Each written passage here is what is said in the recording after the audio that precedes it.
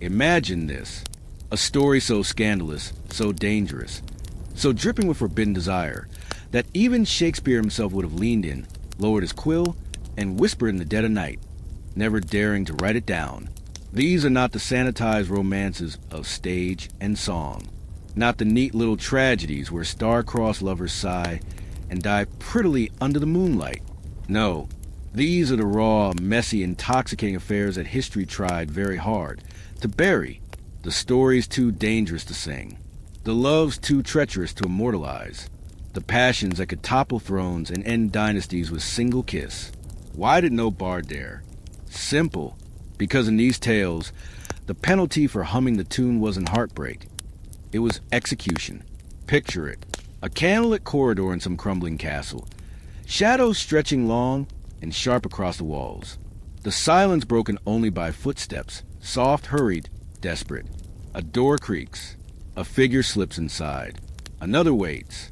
For a moment, power, wealth, and politics vanish, replaced by a whisper, a stolen touch, a kiss that could ignite war. We've been fed the grand romances of history. Antony and Cleopatra. Abelard and Heloise.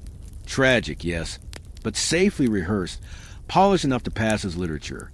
What we rarely hear the stories hidden in the margins, the ones that made kings foam with rage, popes clutch their pearls, and entire courts buzz with scandal. The ones where passion wasn't just a distraction, but a weapon. Because let's be honest, love, in the hands of royals and rebels alike, was never just love. It was a loaded gun wrapped in velvet. Now, don't mistake me. This isn't about romance as we know it. The Hollywood, flowers and chocolate variety. In the world we're stepping into, love was rebellion.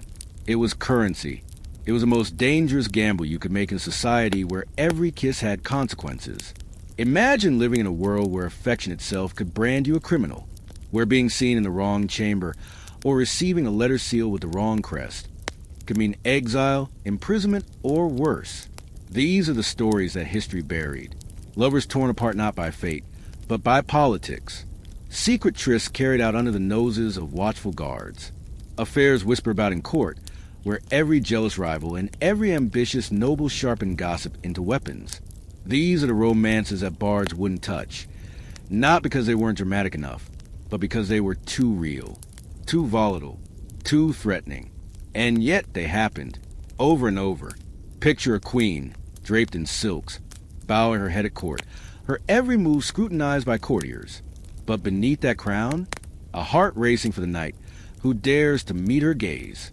Imagine a prince, heir to empires, slipping away from his entourage, not to meet ambassadors or generals, but a lover whose very existence could collapse the fragile balance of kingdoms. Picture the monk who trades scripture for a secret embrace, the peasant who risks the noose for the forbidden touch of nobility. This is not Romeo and Juliet. This is not a play where tragedy serves a neat moral lesson. These romances were not written to teach. They were lived, and they were dangerous. So, why didn't the bard sing them? Because ballads are safe. They wrap passion in rhyme, and keep it at arm's length. But these stories, these unsung romances, were live flames, sparks that threatened to burn to the very fabric of society. To sing them was to tempt disaster. To remember them was to risk scandal. To speak them aloud was to risk your head. And yet, ironically, it is these buried romances that shaped history in ways the polished, official tales never did. Wars began, alliances broke, dynasties crumbled, not because of treaties or taxes, but because of desire. Because two people, in defiance of duty, in defiance of church, in defiance of crown, chose passion over obedience. And history is littered with the wreckage of their choices. Now, before you smirk and think, well, how dramatic could it really be? Let me put it this way. The love triangles of medieval courts make today's celebrity gossip look like children bickering in a sandbox. Forget tabloids. Imagine the equivalent of international headlines screaming, "King risks entire empire from midnight tryst." Or, "Scandalous affair sparks rebellion." Yeah, TMZ could never. And here's the thing. These stories didn't vanish because they were unimportant. They vanished because they were too important. Because they embarrassed dynasties. Because they exposed hypocrisy. because they proved again and again that kings and queens were not the demigods they pretended to be.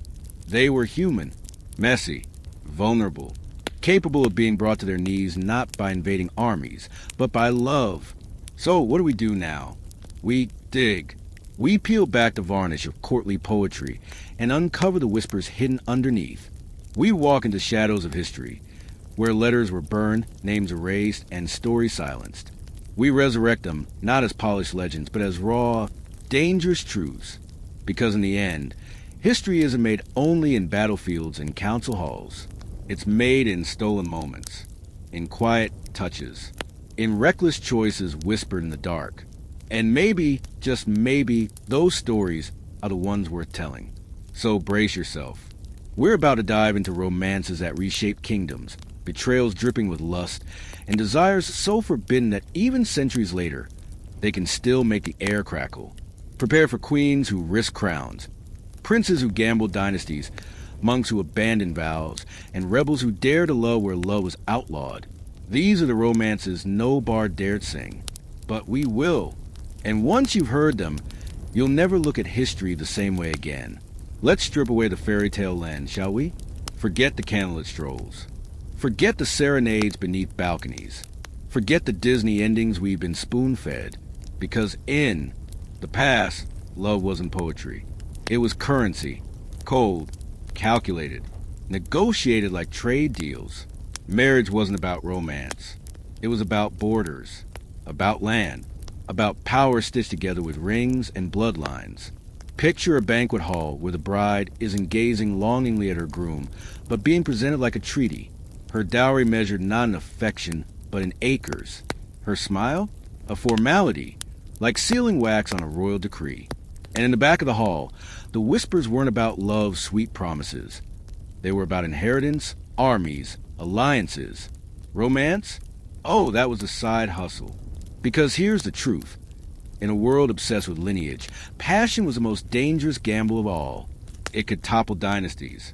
It could spark wars. And it could undo the carefully balanced chessboard of Europe faster than any invading army. Now, you might be thinking, surely troubadours sang of love. All those poems about knights pledging eternal devotion? Yes, they did. But don't be fooled. Courtly love was a glossy cover story, a distraction from the actual mess. Those poems weren't instruction manuals. They were escapism. Reality was different. Reality was brutal. Let's look closer. A king's daughter wasn't just a daughter. She was a bargaining chip, promised to foreign rulers while she was still a child. At 12, she might be betrothed. At 15, she's packed off to a kingdom she's never seen, expected to smile beside a man twice her age. Her heart? Irrelevant. Her duty? Everything. And if she dared to feel otherwise, to look at someone across the hall, to linger too long in conversation, that wasn't just gossip fodder. That was treason. Imagine standing at one of those glittering banquets. Tapestries glowing in torchlight, goblets overflowing with wine, musicians plucking delicate tunes. It looks dazzling, intoxicating. But under the surface, a chessboard. Every noble at that table calculating moves.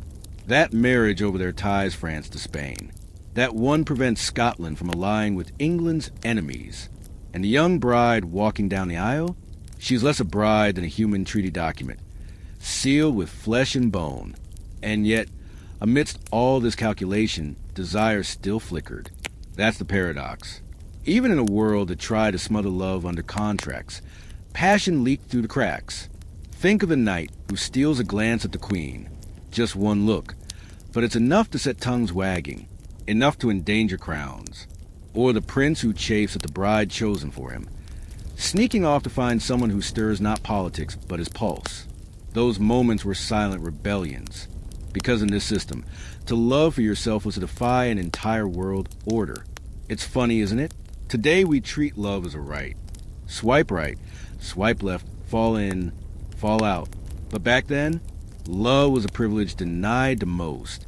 A luxury you couldn't afford if your blood carried even a drop of noble responsibility. And when love did burst through anyway, it was like wildfire, thrilling, uncontrollable, and devastating. Let's pause here. Picture a medieval troubadour, singing a ballad under a balcony. Sweet, flowery words about chaste longing, eternal devotion. The noble lady inspiring her knight to deeds of valor. Lovely, right? But behind that song, the reality. That same lady might be married off to strengthen her father's alliances. The knight? He might be pledged elsewhere, his future already signed away. That song wasn't describing reality. It was mocking it. A fantasy designed to soothe those trapped in a cage. And know how heavy that cage was. Take heirs, for example. If a royal couple didn't produce an heir, the pressure was unbearable. Every glance, every whisper in the court carried accusation. Why no child? Is the king incapable? Is the queen failing her duty? The bedroom wasn't private. It was a political theater. Fertility wasn't intimacy. It was obligation. And secret affairs? Dangerous, yes, but also tempting. Because when your life is reduced to transactions, passion becomes rebellion. Picture it.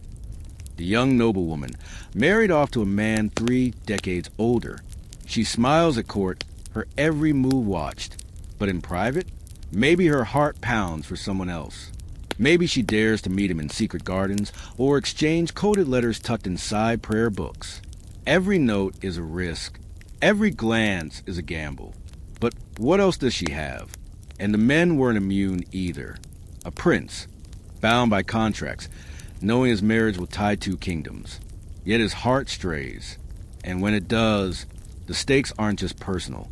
His desire could fracture alliances, spark wars, or cost thousands their lives. This is the world we're stepping into. A world where passion wasn't a pastime, it was treason. Where romance wasn't sweet distraction, it was a revolution in disguise. Let's not romanticize it too much, though. Love wasn't noble. It was messy. Affairs weren't just whispers in corridors. They were often political weapons. Enemies could use them to blackmail, to undermine, to destroy reputations. A secret romance could be spun into propaganda, reshaping narratives, shifting loyalties. And yet, the human heart didn't care. It still reached, still yearned, still whispered in the dark when it should have stayed silent. That's why passion mattered. That's why it terrified rulers. Because no matter how many treaties they signed, no matter how carefully they arranged unions, love had the audacity to ignore the rules. It reminded everyone, peasants and kings alike, that beneath the titles, beneath the crowns, they were human. And humans are unpredictable. So, by the end of this stage, what do we see? Romance in history wasn't tender poetry. It was a hidden rebellion against a system that demanded obedience. Every stolen glance carried heavier stakes than entire armies. Every secret kiss was more dangerous than 1,000 arrows. And every time love won, even briefly, it rattled the foundations of power. Love is currency, not poetry. And yet, precisely because it was currency, when someone chose passion instead, it was nothing short of revolution. Picture this. The hall is crowded, golden goblets clinking, music swelling, laughter rolling through the air. Courtiers preen and smile, but behind every polite bow and every painted grin, scandal is bubbling. Somewhere in that glittering crowd, a queen's eyes wander. Her gaze lingers too long on the night, standing at attention. One heartbeat too many, one flicker too obvious, and suddenly, the most dangerous story in the kingdom begins. These are the romances no lyric dared to name. Because court poets, they sang of valor, of knights proving their worth, of noble ladies inspiring noble deeds. But they didn't sing of the queen sneaking barefoot down torchlit corridors, her crown abandoned on a bedside table, her pulse louder than the guard's footsteps. They didn't sing of the monk slipping out of his cell in the dead of night, abandoning scripture for flesh and warmth. And they certainly didn't sing of the peasant who dared, just dared, to brush against the hand of a noble woman, knowing full well the noose might be waiting by sunrise. Why? Because these weren't harmless songs. These weren't courtly games. These were scandals too explosive to be put into rhyme. Imagine risking not just your reputation, not just your fortune, but your life for a single kiss. Now, you might laugh. Come on, how bad could it be? It's just love. But in this world, love wasn't just anything. Love was wore disguised as whispers. Every tryst was a loaded weapon. Every letter was potential blackmail. Every glance across a crowded feast carried the weight of a battlefield. Take the monk, for example. Cloisters weren't only about silence and prayer. They were about walls. Thick, high, suffocating walls designed to keep desire out. And yet, even there, passion slipped through. Picture him pacing by candlelight, torn between vows to heaven and the heartbeat that waited just beyond the monastery gate. Can you feel the weight of that choice? Eternity with God, or a single night of forbidden touch? And the queen? The queen's story was always the juiciest, because her body wasn't her own. It belonged to the kingdom. Every child she bore was a political pawn, every smile a performance. Yet behind the facade of jewels and silks, there was still a woman, still a heartbeat, still a desire that no treaty could smother. So when she slipped into her knight's chamber, when she chose passion over protocol, it wasn't just lust. It was defiance. It was fire in the heart of a frozen court. But the danger? Immense. The knight risked more than dishonor. He risked the executioner's blade. The queen risked more than scandal. She risked her crown, her children, her very life. And yet, they dared. Now let's talk about the peasant. You wouldn't expect their story to be remembered at all, would you? And yet, whispers survive. A servant boy brushing against the hand of a noble woman, a stolen smile exchanged in the shadow of a feast, a hurried kiss behind the kitchens. Small gestures, fleeting moments, but each one was a spark tossed into a powder keg. Because for a peasant, touching a noble wasn't just audacity. It was suicide. One slip, one accusation, and they'd be dragged to the mud, jeered by crowds, and strung up as an example. So why risk it? Why gamble everything for a fleeting taste of love? Because desire doesn't obey laws. It doesn't bow to crowns or chains. It doesn't care about feast treaties or gallows. It slips under doors, climbs over walls, and blooms in places it shouldn't. It whispers in the dark, even when silence is the only safe option. That's why these romances were unsung. Not because they lacked drama, but because they had too much. And oh, how the rumors swirled. Courts thrived on gossip, and every feast was its own stage. Picture the crowded hall again. Candles flickering, music rising, and whispers darting to the air like daggers. Did you see the queen's gaze linger? Did you notice the monk disappearing? Did you hear about the servant who grew too bold? Each rumor another match, ready to ignite an inferno. Of course, not all whispers were true, but that hardly mattered. In a world this tense, rumor was enough to ruin you. A raised eyebrow, a lingering smile, a rumor breathed into the wrong ear, and suddenly, you're not a lover anymore. You're a criminal, a traitor, a sinner damned by both crown and church. And yet, people kept falling, over and over again, because how could they not? Humor me for a second. Imagine living in a castle with drafty halls, cold stone walls, and a life dictated by duty at every step. You don't choose who you marry. You don't choose where you live. You don't even choose when to smile. But then, suddenly, someone looks at you, really looks at you, and for the first time, you feel alive. Wouldn't you risk it? Wouldn't you take the chance, no matter the cost? That's the heartbeat behind these dangerous loves. They weren't neat. They weren't noble. They weren't the stuff of ballads. They were desperate, messy, dangerous, and real. So let's tease what's coming. Because if a queen sneaking to her knight was perilous, wait until you hear about the romances that topple crowns. If a monk breaking his vows was scandalous, wait until you discover the affairs that rewrote laws. And if a peasant's stolen kiss was deadly, wait until you see how passion sparked wars. We're only scratching the surface here. These are the whispered prefaces, the stories too dangerous to write down, too volatile to sing aloud.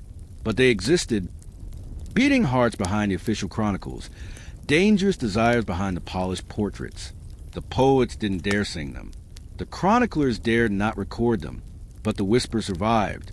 And those whispers, they're louder than any song. ChatGPT said, silence, not the silence of peace, not the quiet of a calm night. No, this was the silence of fear. The kind of silence that seeps into every word, every glance, every story you dare to tell. Because when it came to love, the wrong kind of love, silence wasn't just wise. It was survival. Picture this. A queen's affair whispered in the wrong ear could bring down a dynasty. A prince's forbidden romance could fracture kingdoms, sending armies marching over something as fragile as desire. A monk caught in passion's embrace might not only lose his vows, he might lose his life. One kiss could trigger a trial. One rumor could spark a war. One letter intercepted could damn an entire family line. And so, silence became the shield. Now, let's talk about the bards, the singers, the poets. These were the storytellers of their day, the historians of emotion, the gossip columnists dressed in velvet. But notice what they sang. Noble knights pledging eternal devotion, ladies inspiring chivalry, starry-eyed vows that sounded like fairy tales. Convenient, isn't it? Harmless. Sanitized. Beautiful fictions that stirred hearts but never rattled thrones. Why? Because no bard wanted to be dragged into the square for treason. Imagine stepping onto a stage with your lute, strumming a ballad about the queen sneaking off with her knight. You barely finished the chorus before someone in armor dragged you off by the neck. So instead, they wrote about courtly love, a safe fantasy, where passion was distant, abstract, noble, and above all, harmless. Courtly love was the medieval version of clickbait, romantic enough to entertain, empty enough to offend no one. But behind the verses, the real romances, messy, raw, dangerous, were shoved into silence. And make no mistake, that silence was deliberate. Because here's the uncomfortable truth. Love was a weapon. In the wrong hands, it could topple power faster than an army. Kings feared it. Priests feared it. Families feared it. So they censored it. They erased names, burned letters, buried stories. They rewrote history so that passion vanished, replaced by piety, loyalty, obedience. Take the Chronicles, for example. These weren't neutral records. They were curated propaganda, written to flatter rulers, to preserve the illusion of perfect order. If a king strayed, silence. If a queen risked it all, silence. If a noble ran away for love, silence. Because nothing threatened authority like human desire breaking its chains. And the church? Oh, the church loved silence. For them, every affair was heresy. Every secret romance was proof of sin. So when whispers grew too loud, they didn't just punish the lovers. They punished the story itself. Erased it, condemned it, buried it under sermons about purity and obedience. Because nothing says romance quite like public execution. Let's be honest. Who would risk singing a ballad about forbidden kiss when the price of that chorus might be a scaffold? Better to stick with safe material. Better to praise pure devotion and loyal marriages, even if everyone knew those were lies. Better to hide the truth in silence than risk the consequences of honesty. But silence doesn't erase reality. It only buries it. And beneath the polished histories, the whisper survived, the gossip, the rumors, the scandalous tales murmured at banquets, shared in taverns, passed down like dangerous heirlooms. Everyone knew something. They just dared not say it too loud. Here's the irony, though. The bard pretended passion didn't exist, but passion shaped history anyway. Dynasties fell because of affairs. Wars erupted because of betrayals. Succession shifted because of secret children. And all the while, the official record stayed silent, as though nothing had happened. As though kingdoms rose and fell by pure logic, untouched by desire. But we know better. Imagine reading a history book that lists a sudden war, a sudden betrayal, a sudden fall from grace, without explaining why. Doesn't that feel incomplete? Hollow? That's because the missing pieces were love. Love erased. Love silenced. Love that embarrassed rulers too much to admit. And that's why this silence matters. Because when we ignore those romances, we're not just skipping the juicy scandals. We're skipping the truth. We're cutting out the very heartbeat of history. Think about it. History remembers kings for wars, for crowns, for treaties. But how often did those wars, those treaties, those crowns shift because of what happened behind closed doors? How often did a kingdom bleed, not for politics, but for passion? And yet, those moments were scrubbed away. The ink stopped flowing whenever the truth got too messy. So, When you wonder why no bard sang these tales, now you know. It wasn't because they weren't worth singing. It was because they were too dangerous, too destabilizing, too real. And here's the most haunting part. If silence was safer, if silence was survival, how many stories have we lost completely? How many loves burned bright, only to be extinguished not just in life, but in memory? If even the whispers could get people killed, how many whispers never dared to exist? History isn't just about what we've been told. It's also about what's missing. The blank spaces, the silences, the deliberate erasures. And those silences, they're as loud as any battle cry. So remember this. Love in those days was never just affection. It was fire. It was rebellion. It was treason. And sometimes the most dangerous thing you could do wasn't to love. It was to admit you loved. That's why silence was safer. But safe doesn't mean right. Safe doesn't mean true. And as we move forward, peeling back the layers of history, we'll find those silences hiding what really mattered. Not the battles, not the treaties, not the speeches, but the passions that drove them all. Because history's greatest scandals weren't erased because they were trivial. They were erased because they were powerful. And it's time to hear them again. Marriage. Today, we think of it as a choice, a declaration of love, a union of two souls. But back then, in the gilded, dangerous halls of history, marriage was a battlefield. Not a sweet stroll down the aisle, but a chessboard sprawling across kingdoms. Every move mattered. Every pawn, every bishop, every queen. And just like chess, queens were sacrificed more often than kings. Picture this. A banquet hall glittering with torches, tables groaning under platters of meat and goblets of wine. The air thick with perfume, music, and expectation. At the head of the room sits a bride, draped in gold, smiling on command. But don't mistake that smile for joy. Behind her eyes, calculation, fear, resignation. Because she isn't marrying for herself. She's marrying for borders, for treaties, for peace written in flesh and sealed with bloodlines. Her dowry, measured in land. Her beauty, tallied like currency. Her worth, calculated in armies gained or avoided. Love? Love doesn't even make the ledger. And this wasn't rare. This was the system. Every union was a financial merger disguised as a holy sacrament. Families negotiated marriages the way CEOs negotiate takeovers. If we give you our daughter, you give us 3 counties. If our son marries your niece, you won't invade our lands this winter. The wedding ceremony wasn't a celebration. It was a contract signing with lace. Now, don't think this was only a noble inconvenience. No, for women, especially noble women, marriage was a prison sentence dressed in silk.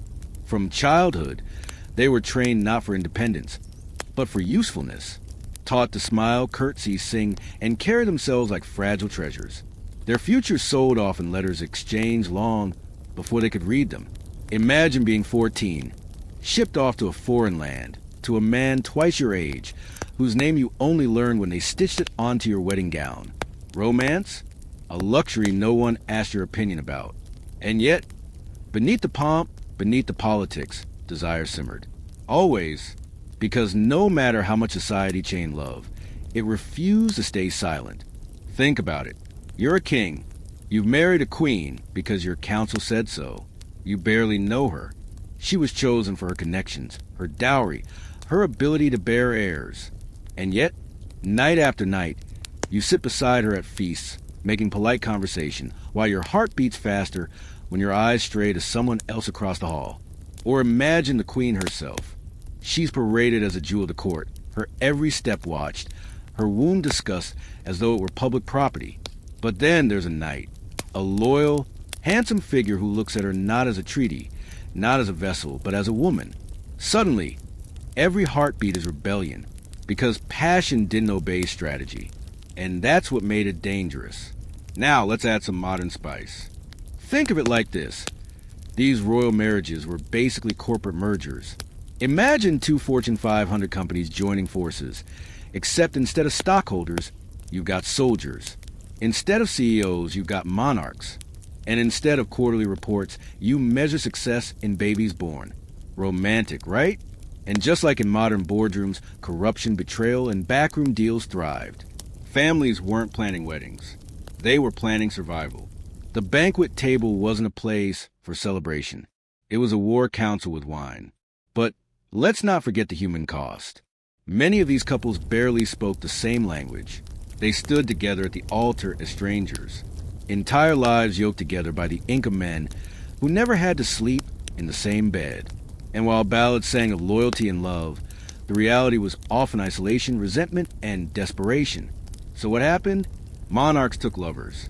Queens risked scandal. Princes ignored duty. People sought desire in the shadows because their official lives had none. And every secret affair was a spark threatening to burn down the chessboard. Imagine the tension.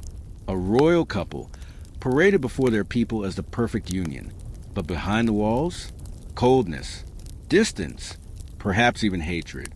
Then one night, one reckless night, passion takes over. A glance becomes a touch. A touch becomes a kiss. And that kiss could end kingdoms. Because in this world, passion was more than a private choice. It was rebellion. To love outside the contract was to spit in the face of the system. To say, no, I am more than a pawn. I am more than a treaty. And rebellions, whether in battlefields or bedrooms, were always punished. That's why marriage was a battlefield. Not just for land and power, but for hearts, for freedom, for the dangerous spark of passion in a world that treated love like contraband. So next time you picture a medieval wedding, don't imagine the fairy tale. Imagine the deal-making, the power plays, the silent tears behind jewel veils. Imagine a corporate contract disguised as a holy vow. And then, imagine the one forbidden glance across the hall, the one secret letter hidden under a pillow, the one act of passion that could undo it all. Because in this society, love wasn't just risky, it was revolutionary. And revolutions, no matter how small, always leave scars. Whispers. That's how it always started. Not with trumpets, not with banners, but with a murmur in the shadows, the faintest spark, the first soft rumor that something wasn't quite as it seemed. Because in a world where marriage was a weapon, where alliances were drawn tighter than fortress walls, desire had to sneak in like a thief. Picture this. A chapel at midnight. Cold stone walls, the smell of wax and incense heavy in the air. A priest trembling as he mutters vows not meant to be spoken. Before him, two figures cloaked in secrecy. A young noblewoman and the man she was not supposed to marry. They clutch hands, whispering promises that could damn them both. A kiss seals their bond. And with that kiss, they've declared war on the system. A clandestine wedding. Not in a palace. Not with feasts and parades. But in silence, in secrecy, lit by flickering candles and shadowed by the fear that discovery means ruin. And yet it happened. Again and again. Because love is reckless. It sneaks past walls. It breaks rules with a grin. Now shift the scene. The monastery, supposed to be a fortress of piety, silence, chastity, devotion to God alone. But come on, do you really think locking away young men and women, telling them to bury every desire, actually worked? Of course not. Footsteps echo in cloisters. A monk slips through a door after Compline, his robe concealing more than his vows. Somewhere, a nun waits, heart pounding, torn between sin and longing. Imagine the thrill. Imagine the terror. Because if caught, they wouldn't just be shamed. They'd be condemned. Their very souls declared damned. And yet, they risked it. Because even within walls built to crush desire, passion still bloomed like a wild vine, climbing, twisting, unstoppable. Let's not forget the letters. Oh, the letters. Pieces of parchment carrying more danger than swords. Lovers scribbled coded words, each line trembling with double meanings. I pray for you nightly could mean devotion to God, or to the woman who slipped the note into a servant's hand. A pressed flower tucked inside, not decoration, but a signal. And every courier was a gamble. What if the letter was intercepted? What if the wrong eyes read those words? Then suddenly, love poetry became evidence in a trial. Because in that world, ink could kill. And it wasn't just nobles or monks who played with fire. Servants, too, found themselves swept up. Imagine a kitchen boy sneaking glances at the lady he served. Imagine a maid daring to pass a note to a squire. Tiny gestures, fleeting sparks, but sparks that, if caught, would be smothered under punishment as swift as it was brutal. Here's the question. How do you sneak love into a fortress designed to keep it out? The answer? Carefully, recklessly, and always at great risk. Think about the disguises. Nobles donning hoods, slipping through kitchens or gardens at night to meet a lover. A prince sneaking out of his chambers, cloaked not in finery but in fear. These weren't grand gestures sung by poets. They were clumsy, desperate, human attempts to carve out a sliver of freedom in a world that denied it. And every attempt left a trail of danger. Servants who saw too much. Rivals eager to expose a weakness. Families who would trade scandal for leverage.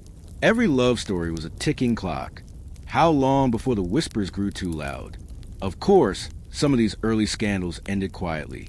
A romance discovered, hushed up, the lovers married off elsewhere, separated forever.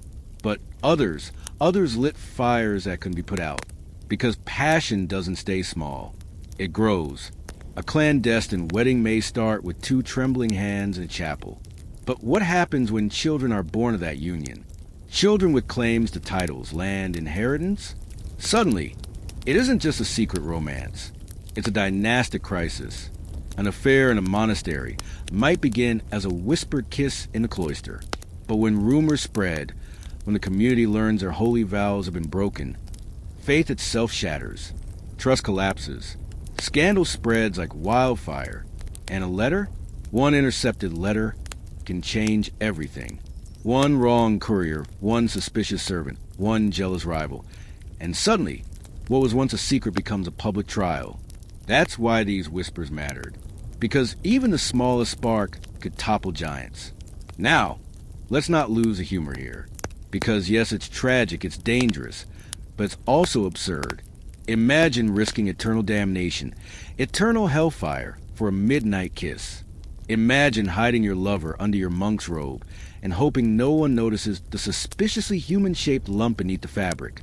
Imagine your secret romance hinging on whether the kitchen boy can deliver your note without stopping to eat the pastry it's hidden in. Ridiculous? Absolutely. But human. So very human.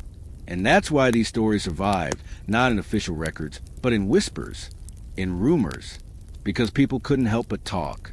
Every feast had its gossip. Every tavern had its stories. Every marketplace buzzed with speculation. Did you hear about the noble who married in secret?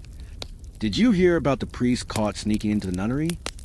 Did you hear about the letter that almost ruined a dynasty? Each whisper added fuel to the fire. Each rumor pushed lovers closer to ruin. So here we are at the edge of the storm. We've seen the first sparks, the small fires, the little scandals that cracked the perfect surface of the alliance marriage world. These aren't yet the great tragedies. Not yet the affairs that toppled crowns or started wars. But they're the foundation. The proof that desire, no matter how dangerous, could never be erased. Because you can build walls. You can write contracts. You can chain vows to altars. But passion? Passion doesn't care. It slips through cracks. It waits in silence. It finds a way. And when it does, kingdoms tremble. Love is treason. It sounds dramatic, doesn't it? Like a phrase out of a play. But in the brutal world of history, it wasn't a metaphor. It was the law. Passion wasn't simply frowned upon. It wasn't a minor scandal. It was criminal, dangerous, punishable with exile, torture, humiliation, and sometimes the blade of an executioner. Picture this.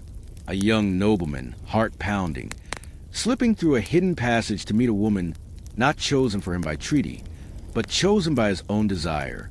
They kiss. For a moment, nothing else matters. And then, suddenly, that kiss is no longer intimacy. It's evidence. Evidence of treason. Because in a society built on contracts and alliances, to love the wrong person wasn't just rebellion against your family. It was betrayal of your country. Every touch, every glance, every note tucked under a pillow. All of it was dangerous. For nobles, discovery meant exile, banished from their lands, stripped of their wealth, branded as traitors. For clergy, the punishment was even more brutal. Whipped, tortured, cast out from the church, condemned as heretics for breaking vows of purity. And for commoners, the consequences were often swift and public. Stocks in the square, jeers from the crowd, or worse, the gallows. Imagine falling in love knowing the price wasn't heartbreak. It was death. And yet, people did it anyway. Because the human heart doesn't listen to rules. Let's pause for humor. Because yes, this was absurd. Falling in love back then was basically the medieval version of downloading illegal music. Thrilling, popular, everyone was doing it, and technically punishable by death. But the stakes were no joke. Think about the public humiliations. A woman accused of adultery might be paraded through the streets, her hair shorn, her body beaten, her name spat like poison. A man caught with her could be flogged, stripped of honor, sometimes mutilated before a jeering crowd. These weren't private punishments. They were performances, warnings carved into human flesh. And the church? It preached purity but thrived on scandal. A priest caught with a lover was more than a sinner. He was a weapon. Enemies seized on the gossip, spinning it into proof of corruption of unworthiness. Trials followed. Torture chambers echoed with screams. And all for what? For passion. For a kiss. Now, imagine the tension inside a castle. Feasts filled with laughter, music swelling, goblets raised high. And underneath it all, fear. Everyone watching everyone. Rivals listening for whispers. Guards watching for secret glances. Because accusations were as powerful as truth. Sometimes more. One rumor could end a career, a life, a family name. Picture the gallows in the town square. The wood darkened with rain. Ropes swaying in the wind. The crowd gathered, eager, hungry for spectacle. They weren't there for justice. They were there for blood. And when a condemned lover was dragged before them, the message was clear. Desire was not just a sin.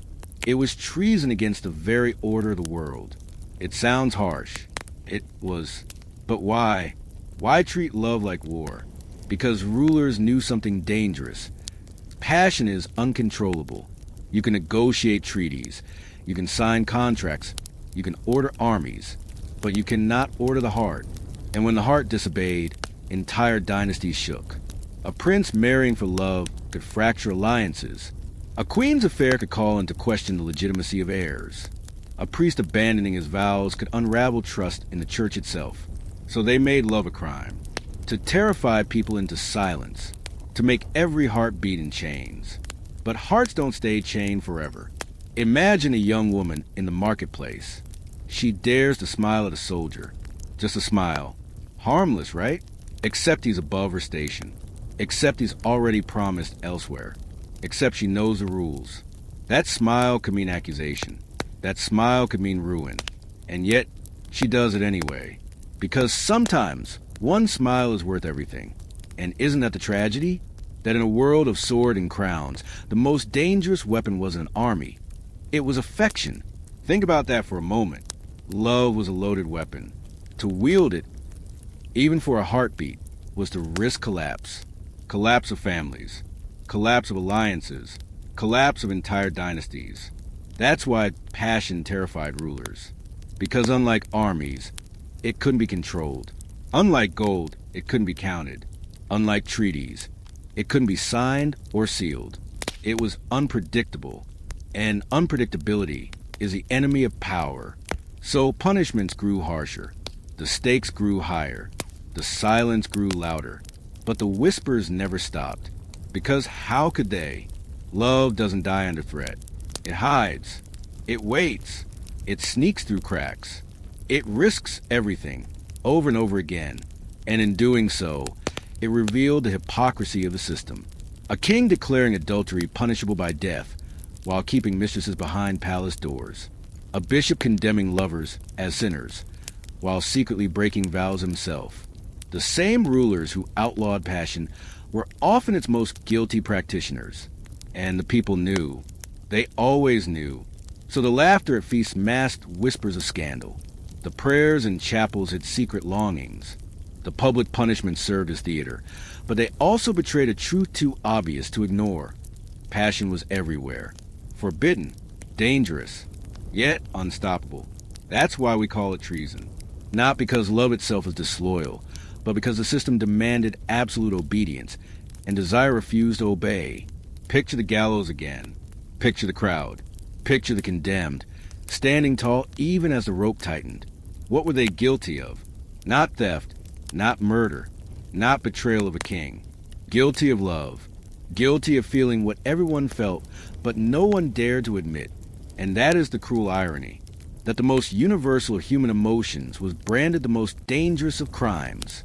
So as we step deeper into these stories, remember this. Passion in that world wasn't just romance. It wasn't a dalliance, a distraction, a fling. It was rebellion. It was treason. It was a fire set in the halls of power. And like every fire, it left ashes. Whispers. That's how it always begins. Not with banners unfurling. Not with proclamations from the throne. No, history's greatest storms always start as whispers. Soft, fleeting, easy to miss until it's too late. Picture the corridors of a castle at night. Torches flicker. Shadows stretch long across the stone. Servants shuffle past, pretending not to hear the murmurs tucked between the walls. Rumors, delicious, dangerous rumors, swirling faster than truth itself. Because in this world, gossip wasn't just chatter. Gossip was power. It was ammunition. It was medieval Twitter, except with sharper consequences. One wrong whisper could ruin a life. One rumor, retweeted in hushed tones through feasts and council chambers, could topple a crown. And the whispers were everywhere. They spoke of queens who dared to risk it all for passion. Women who had everything, wealth, jewels, armies, and still yearned for the one thing forbidden to them, love. They spoke of knights who gambled their honor, throwing loyalty to the wind for a single touch. They spoke of princes and princesses who laughed in the face of dynasties, choosing desire over duty. But were these whispers truth, or just weapons sharpened by jealous rivals? That was the danger. The line between scandal and slander was thinner than parchment. Imagine sitting at a banquet table, goblet in hand, music echoing off the vaulted ceilings. Across the hall, a queen leans too close to a knight. It's nothing, really, a whisper of a smile, a flicker of a glance. But to the eyes watching, to the ears desperate for a morsel of gossip, that single glance is a story. A dangerous, world-shaking story. And by the time dawn comes, it's no longer a glance. It's an affair, a betrayal, a scandal too big to ignore. This was the calm before the storm, the moment when truth and rumor blurred, when whispers gathered strength like thunderclouds, promising lightning soon. Think of the letters, slipped quietly into a gloved hand, words written in code, burning with meaning that could damn their authors. I long to see you again reads innocent enough, unless you know the secret, unless you can read between the lines, unless that letter falls into the wrong hands.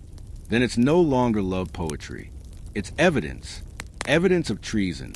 Think of the servants, too, the silent witnesses, the ones who carried trays into chambers, who swept corridors, who changed the sheets. They saw everything, heard everything. They knew which room stayed locked too long, which footsteps lingered too late. And servants talked. They always talked. A single word whispered in the kitchen could climb its way to the throne room by supper. That's how the storm builds. Not in the open, but in the shadows. And you can feel it, can't you? That tension, that anticipation. Like the air before a storm, heavy and restless, waiting to break. History tried to erase these stories, tried to smooth them into silence. But the whisper survived. They always survive, because people crave scandal.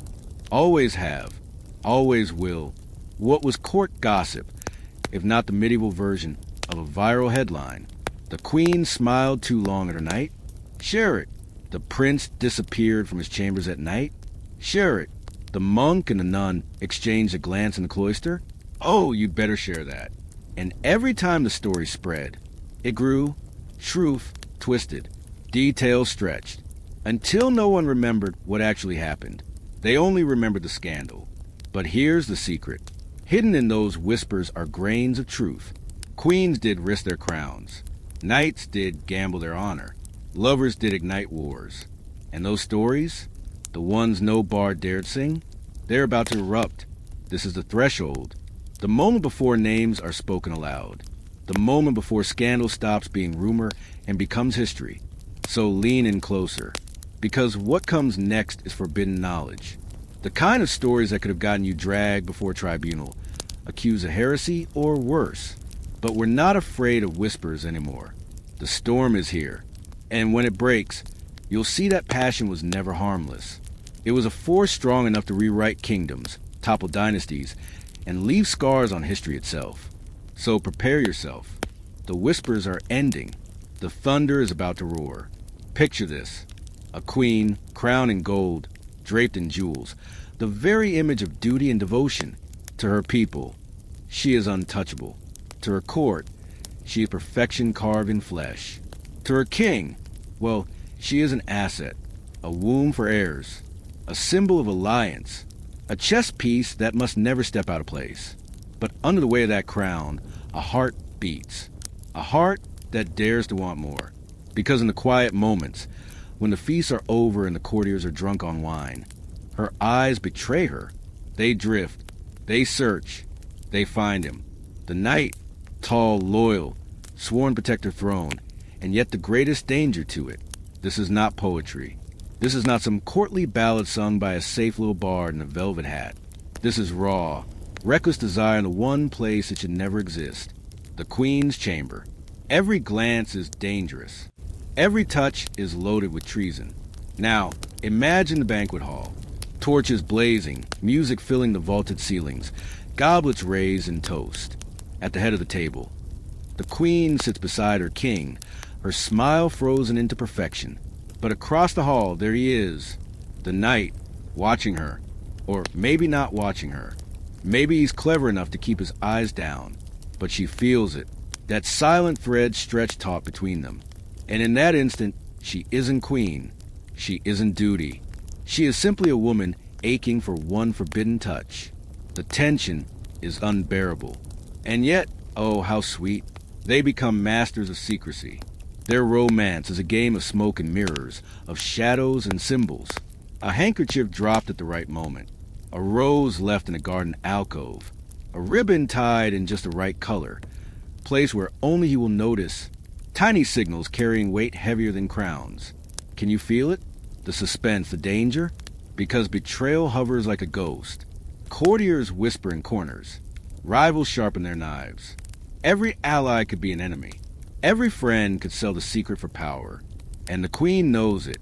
Still, she plays with fire. Night falls. The corridors are quiet. Guard patrol, but not everywhere. Somewhere, a door creaks open. A shadow slips inside. And for a moment, just one fragile, fleeting moment, the queen is no longer a monarch. She is alive. Flesh, blood, desire, wrapped in the arms of the very man sworn to die for her. Romantic? Maybe. Reckless? Absolutely. Because nothing screams happily ever after quite like the threat of execution warrants. One rumor, that's all it takes. A single servant sees too much. A court rival eager for leverage whispers in the king's ear. And suddenly, their love story transforms into a weapon. No longer passion. It's treason. No longer kisses. It's conspiracy. And for a queen, there is no mercy. History tells us queens walked a razor's edge. Their bodies were symbols of nations. Their wombs the property of dynasties. To be accused of infidelity was to be accused of betraying the entire bloodline. Who is the heir? Whose child is it? A scandal didn't just threaten her. It threatened the stability of the crown itself. That's why her desire wasn't simply reckless. It was treasonous theater. A performance acted in whispers and shadows, where every wrong move could bring the curtain crashing down. Imagine her at a royal procession. Jewels gleaming, banners flying, the crowd roaring with adoration. She waves, smiles perfection embodied. But inside, terror, longing, that terrible, delicious secret burning just beneath the surface. She glances at her knight, riding among the guard. No one else notices, but she notices, and the world trembles on that glance. Because if love is a crime for peasants, for a queen it's apocalypse. Still, the human heart does not obey crowns. It does not bow to laws. And the queen keeps risking it. Every smile, every note, every secret meeting is another spin of the wheel, another gamble with her life, her throne, her children's future. And the knight, he knows too, knows that he could be stripped of his title, branded a traitor, dragged to the square and torn apart before the same crowd that once cheered him. Yet he stays. He risks it, because sometimes passion is stronger than survival. And isn't that what makes this story irresistible? The sheer madness of it. The knowledge that at any moment, it could end in blood. We don't know how many such stories were erased, buried, silenced. History doesn't keep good records of treasonous love affairs. But the whispers survive.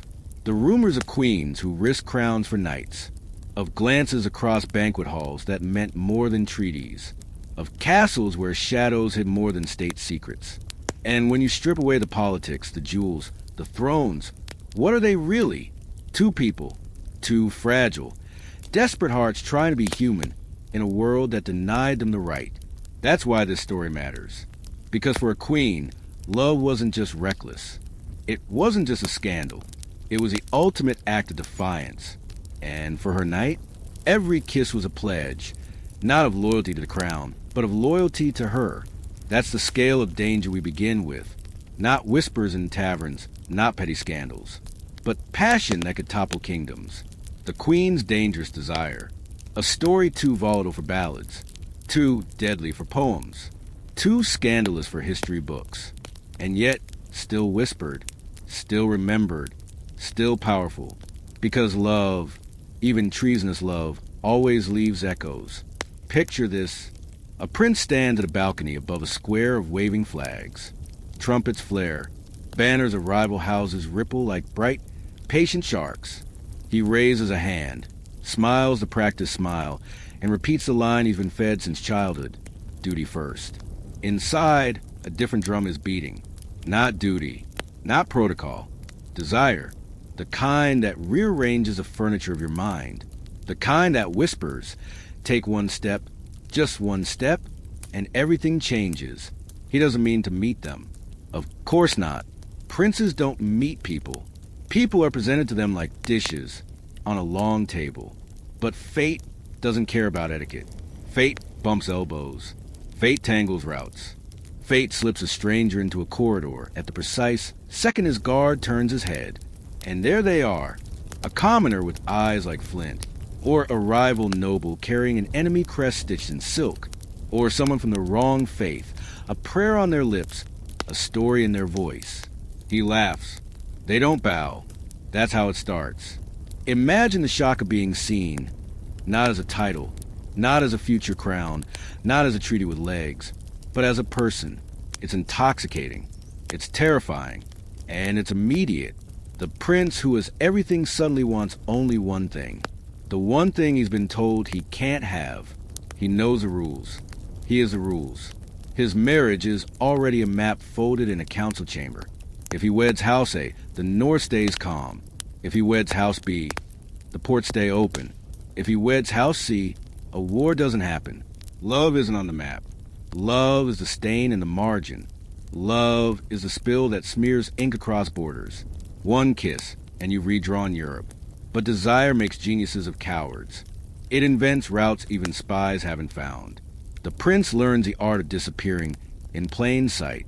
A cloak swapped with a groom, a hood pulled low, a side door known only to old nurses and boar cats. He moves like a rumor. He breathes like a secret. He finds them in rooms too small for the world's problems. He finds them where the air smells of tallow and wet stone and risk. They talk.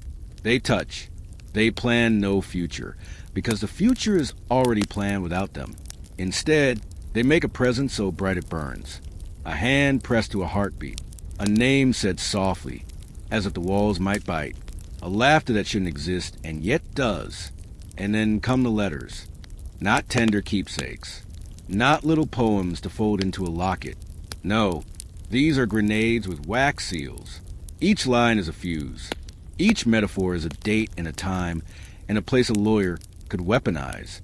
The prince writes them anyway. He can't help it. He wraps love in code. He calls their eyes dawn over the southern gate. He calls their hands ember lilies.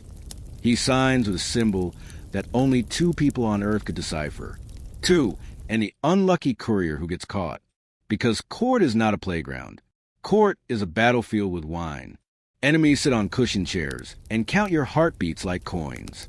A rival uncle reads a prince's posture like a confession. A counselor from the old guard asks one question too many about the prince's evening walk. A priest wonders loudly about souls and scandal. The queen mother closes her fan with a crack. That means I know. Imagine Tinder. But every swipe left could start a civil war. One letter disappears. Just one. The prince feels it in his bones the way sailors feel storms. He pushes a smile across a council table, while inside he is all lightning. The council drones on about grain levies. He nods at numbers he doesn't hear. Across from him, a lord of House A taps the stolen letter inside his sleeve and thinks, checkmate. Now the scheming begins. Not only to destroy the prince, but to use him. If he can be broken, he can be bent. If he can be bent, he can be pointed at the throne as a puppet, the string tied to the scandal humming like a violin wire. That's the trick of royal circles. Passion is never private. It's public ammunition. A kiss becomes a policy. A sigh becomes a siege. A night together becomes a winter campaign. The prince learns there's a new word attached to his name. Compromised. He hears it drift behind him like a bad perfume. He tries to cut it off with duty. He rides in front of regiments. He speaks to merchants. He blesses babies with the steady hand of a future king. But gossip eats duty for breakfast. It always has. Picture the council chamber. Long table. Cold light. Maps like open wounds. The chancellor sets down a wax tablet. No smile. No preface. Just the words. We know. The letter slides across the wood. The prince recognizes his own metaphor staring back at him like a traitor. Ember lilies. Dawn over the southern gate. His handwriting, shackled by wax and law. He feels the world tilt. And yet, he doesn't deny it. Not fully. He chooses silence, which is louder than either answer. A lord from House B narrows his eyes. If the prince marries for love, our alliance dissolves. House C sees opportunity. Chaos is their favorite wine. The church representative clears his throat with the weight of heaven. Wrong faith, wrong person, wrong everything. Sin in triplicate. The room smells of old wood and new war. He is given options that aren't options. End it and confess. End it and marry this person today, this hour, this moment, and stand smiling on the balcony by noon. End it and we'll burn the letter, bury the rumor, reboot your destiny. Or don't end it and we will end you. He walks out into a corridor that has never felt narrower. He thinks of first time they spoke. He thinks of the exact pressure of their fingers on his wrist. He thinks of a future with no maps, no treaties, no banners like sharks. He thinks of a tiny house far from the capital where mornings smell like bread, not ink. He laughs one raw, broken sound, because princes don't get tiny houses. Princes get campaigns and heirs and portraits with stern jaws. Night, he goes to them. Candlelight, the gravity of a choice thick in the air. He tells the truth, the kind that splits worlds. If I stay, he says, people die. If I leave, he says, I die. They look at him with a steadiness that makes him feel like a man, not a crown. What does your heart want? They ask. He almost says it. He almost chooses a spill in the margin. But history is a jealous warden. On his way back, he meets a wall of guards. Not his guards. The kings. They ask him to follow. Polite. Iron beneath the velvet. In a side chamber. The chancellor waits with a second letter. This one forged, uglier, designed to end not just an affair, but a life. The prince understands the play. If they can make him a villain, they can make a clean story. Villains are easy to exile. Lovers are not. He moves first. It surprises them. I'll marry the alliance, he says. I'll stand on the balcony at noon. He swallows his heart like poison. But you burn everything. You protect them. You swear by your god, your house, your dead, and your crown. The chancellor studies him. The king's guard says nothing. Deals made in shadows taste the same as those made in light. Dawn. Bells. The balcony. A new smile, heavier than armor. He speaks the words that keep the ports open, the border stable, the winter quiet. Below, people cheer. Above, banner snap. Somewhere far from the square, a door closes softly and a life splits along a fault line. You want a happy ending? This is royal life. Happy is a rumor. But here's the thing about rumors. They never die. Years later, a treaty wobbles. A border bristles. An envoy sneers. Someone mentions ember lilies in a toast where only old enemies understand the joke. The prince, now a king, feels it all again. The letter, the corridor, the lost future with the smell of bread. He signs a document that averts a war by an inch and thinks that inch was bought by a love I couldn't keep. So what did a forbidden flame do? It did what love always does in palaces. It exposed the gears. It showed the cost of duty in human-sized currency. It proved that crowns are not helmets. They don't protect. They press. They bruise. And sometimes they break. Remember this as the tale moves on. For people born of maps, passion redraws the world. Not because lovers win. Often they don't, but because their choices reveal the truth on the page. That empires balance on feelings as much as on steel. That letters can be bombs. That balconies can be cages. That history, with all its banners and trumpets, is moved forward by a hand reaching for another in the dark, and sometimes letting go. The prince loved. The prince lost. The borders held. Across forbidden lines. That's where the most dangerous romances lived. Not tucked safely within noble halls. Not whispered only among equals. No, these were loves that crossed boundaries society swore were unbreakable. Class, faith, war. Each line drawn with blood and law, and each one ignored by two hearts that should have known better. Picture this. A noble woman. Her gown sweeping marble floors. Her name carved into treaties. She is untouchable, elevated, watched, and yet, when she turns her head in the servants' hall, her eyes find him, a boy with rough hands, carrying a tray of bread. For one moment, their gazes lock. For one moment, the gulf between them vanishes. And in that moment, they've already committed the greatest crime, seeing each other as equals. The rules were clear. Nobles did not love servants. They use them, yes. They order them, yes. But to love, to dream of a future together, that was blasphemy against the order of the world. And yet they dared. They passed notes hidden in folded linens. They touched hands in the chaos of banquets. They whispered names in the dark, knowing discovery meant ruin. Because what is more intoxicating than a love you're forbidden to have? But class was only the beginning. Now, imagine a different battlefield. The clash not of rank, but of faith. A Christian soldier, sword in hand, staring across the line at a Muslim captive. Or perhaps the roles reversed. One raised on hymns, the other on prayers called from minarets. By law, by doctrine, by every word preached from pulpits and pulpits alike, they were enemies. They were hell-bound opposites. But hearts do not read scriptures. Hearts do not ask permission. Picture them meeting under the smoke of siege. Walls crumbling, fires burning, a world tearing itself apart in the name of God. And in the middle of it all, two people daring to choose love over hate. Every word they spoke was treason. Every glance was a rejection of centuries of war. And the danger? Oh, the danger was immense.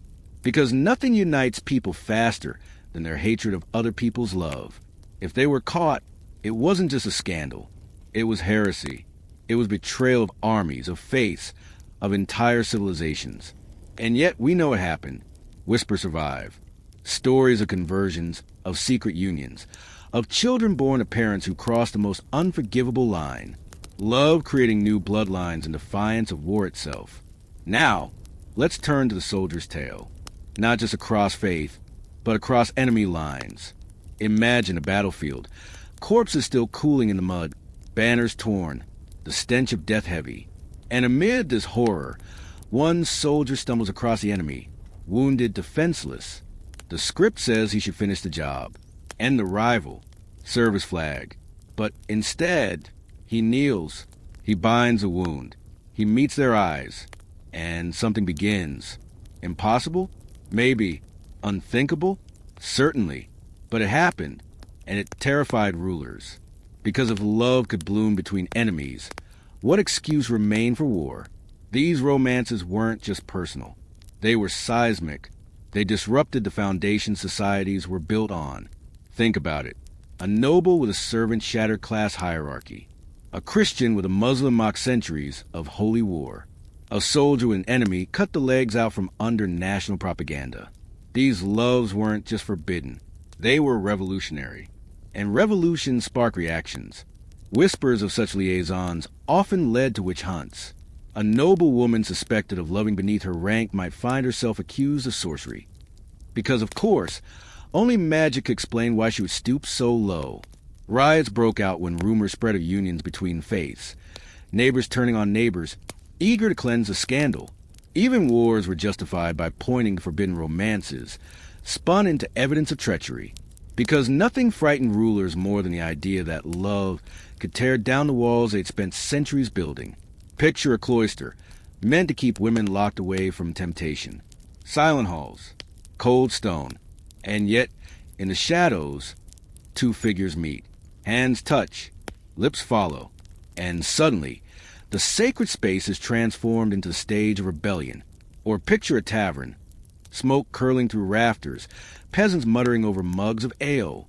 They whisper of the noble woman caught with her servant, of the soldier who spared an enemy's life for more than mercy, of the child whose parentage makes priests tremble. Each rumor spreads like wildfire. Each story fuels a bonfire of outrage. And yet, through it all, desire refuses to die. That's the universality of love. It doesn't respect walls. It doesn't respect crowns. It doesn't respect sermons or flags or class distinctions carved in law. It crosses them, boldly, recklessly, sometimes quietly, with trembling hands in the dark, sometimes loudly, with declarations that echo across history. And every time, it leaves a mark. These are not the tidy romances sung by poets.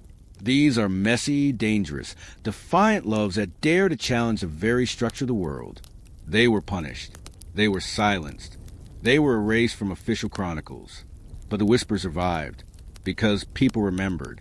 They remembered the noble who chose a servant over a crown. They remembered the lovers who defied holy wars. They remembered the soldier who saw an enemy and chose compassion. And those whispers tell us something the official histories never will. That love is universal, that it cannot be caged, that even in the darkest moments of division, someone, somewhere reached across the line, across forbidden lines. And in doing so, they lit fires no bard dared sing. Betrayal. It never came with fanfare. No trumpet announced it. No herald cried it out. It crept in quietly, sliding like a knife between ribs, carried on whispers, born from jealousy, greed, or fear. And for lovers who dare to defy the order of their world, betrayal was inevitable. Picture the courtroom. Not the polite kind we imagine today, with powdered wigs and rules of evidence. No, this was theater. Brutal, merciless theater. Nobles in velvet crowded the benches, hungry for scandal. Commoners packed the back, ready to jeer, eager for blood. And in the center of it all, the lovers, standing where criminals once stood. Not accused of theft, not accused of murder, but accused of passion. Because in that world, love was a crime. Sometimes it was a jealous rival who betrayed them. Someone who wanted the queen's crown or the knight's favor or the prince's seat at court. Sometimes it was a political enemy, sharpening rumors into daggers. And sometimes, cruelest of all, it was someone trusted, a servant who overheard too much, a friend who caved under pressure, a confidant who decided survival was worth more than loyalty. And once the secret slipped into the open, the trial began. Imagine standing there, while your most private words were dragged into the light. Love letters, Those fragile confessions meant only for one set of eyes, now unfolded like death warrants. Every flourish of ink, every metaphor, dissected by sneering officials as proof of treason. That poem about a kiss under the stars, reinterpreted as coded treachery. That silly pet name, evidence of betrayal. Because nothing says romance quite like your pillow talk entered into the legal record. The crowd leaned in, drinking every word. Nobles smirked. Clergymen scowled. Enemies grinned with satisfaction. And the lovers, they stood silent, their faces pale, their bodies trembling, knowing that the words meant to bind them together were now being used to tear them apart. The courtroom wasn't built for justice. It was built for spectacle. Picture the judges in their robes, their expressions grave, but their eyes glinting with amusement. They weren't just passing judgment. They were performing. Every question, every accusation, crafted for the audience. Because this wasn't about truth. This was about making an example. Showing everyone what happened when love crossed the wrong line. The accusations came thick and fast. Did you meet in secret? Did you betray your vows? Did you dishonor your crown, your family, your God? The lovers tried to answer, but their voices were drowned out by the jeers of the crowd. Their truth didn't matter. The verdict had already been written, and waiting just beyond the courtroom, sharpening his blade, was the executioner. The cruelty of it all is hard to fathom. Passion turned into weapon, desire twisted into chains. What began as whispers in the dark now paraded as proof of treason. A kiss became conspiracy. A touch became treachery. And the people lapped it up because scandal was entertainment. And nothing entertained like a fall from grace. Imagine being a queen, stripped of dignity, forced to listen as your love letters were read aloud to the same courtiers who once bowed at your feet. Imagine being a knight, paraded before nobles who laughed at your devotion, your loyalty twisted into a joke. Imagine being a peasant, humiliated before the very village that once cheered you, now calling for your death. This was betrayal in its purest form, not just by individuals, but by the entire system. The courtrooms weren't places of law. They were cages, designed to break hearts in public, designed to show that no one, not even the highest queen or the bravest knight, could escape the grip of power. And yet, the irony was bitter, because often the ones passing judgment were guilty themselves. Judges who condemned adultery while keeping mistresses, nobles who cried treason while hiding their own scandals, priests who thundered about purity while breaking their vows in private. The trials weren't about morality. They were about control, and control demanded sacrifice. So the lovers became scapegoats. Their passion twisted into propaganda. Their humiliation turned into theater. Their punishment displayed like a warning carved into flesh. Picture the crowd outside the courtroom, murmurs rising, anticipation thick. They weren't waiting for truth. They were waiting for the show. A hanging, a beheading, a public shaming. Something to remind them that desire was dangerous, and the price of defiance was pain. And as the verdict was read, the lovers often looked not at their judges, not at their enemies, not at the roaring crowd, but at each other. One last glance, one last defiance. Because even as the system crushed them, even as their words were twisted, that glance said everything the courtroom tried to erase. That love had existed, that it had been real, that no trial, no betrayal, no execution could fully destroy it. Still, the cruelty cannot be softened. These weren't just scandals. They were traps, carefully set by those in power. Because passion was a perfect weapon, easy to provoke, easy to exploit, and once unleashed, impossible to defend against. And so, betrayal stalked every romance, not just from rivals or enemies, but from the very structure of society itself. A structure that turned kisses into crimes, and intimacy into evidence. The courtroom was the final act, the stage where love died, not in silence, but in spectacle. And the echoes of those betrayals linger, in whispers, in rumors, in the stories history buried, but could never quite erase. Because in that world, betrayal wasn't just a possibility. It was destiny. Romance as political ammunition. It sounds strange, doesn't it? The softest of feelings turned into the sharpest of blades. But in the courts of kings and queens, love was never just private. It was public. It was political. It was a weapon. Picture the scene. Courtiers gathered in a glittering hall. Silks rustling, jewels flashing, fans fluttering like nervous birds. Behind those fans, whispers, calculations. One rumor passed. One glance exaggerated. And suddenly a queen's secret kiss becomes a headline. Not a modern tabloid headline. Oh no, far worse. A story sharpened into a spear aimed at the heart of power. Because when alliances were fragile, when dynasties hung by threads, love was the perfect excuse, the perfect scandal, the perfect trap. Think about it. A rival doesn't need armies to weaken you. They don't need spies or assassins. They only need your passion, your midnight tryst, your letters written in trembling ink. One secret exposed at the right moment, and kingdoms shake. It happened everywhere. Kings accuse their queens not just to punish them, but to justify discarding them. Queens accuse rivals of affairs to weaken their claim to titles. Courtiers weaponize whispers, turning private embraces into public treason. Love wasn't sweet. Love was strategic. Imagine the council chamber. Maps spread out, lords arguing over borders, supplies, war. And in the middle of all this, someone stands, voice dripping with poison. Your Grace, have you heard where the prince spends his nights? The maps suddenly don't matter. Armies don't matter. Because scandal is quicker than swords. And the beauty, if you can call it that, was in how easy it was. Desire is human, universal. You can outlaw it, condemn it, punish it, but you can't erase it. Everyone feels it, which meant everyone was vulnerable.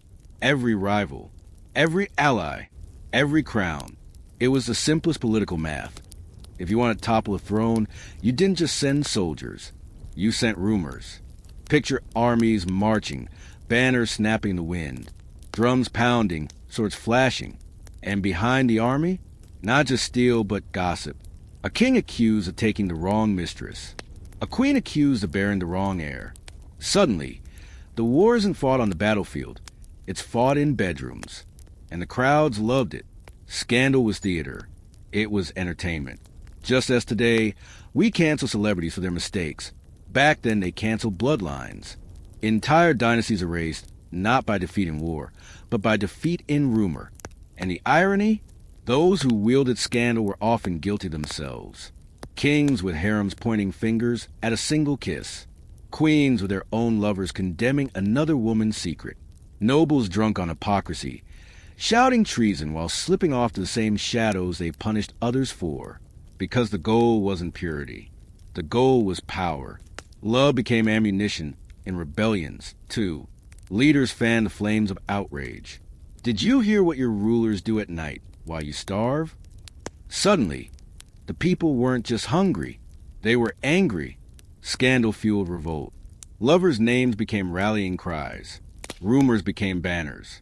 And kingdoms bled not for taxes, not for land, but for passion twisted into propaganda. Imagine the clandestine meeting. Lovers hidden away, speaking in whispers, hands clasped in trembling defiance.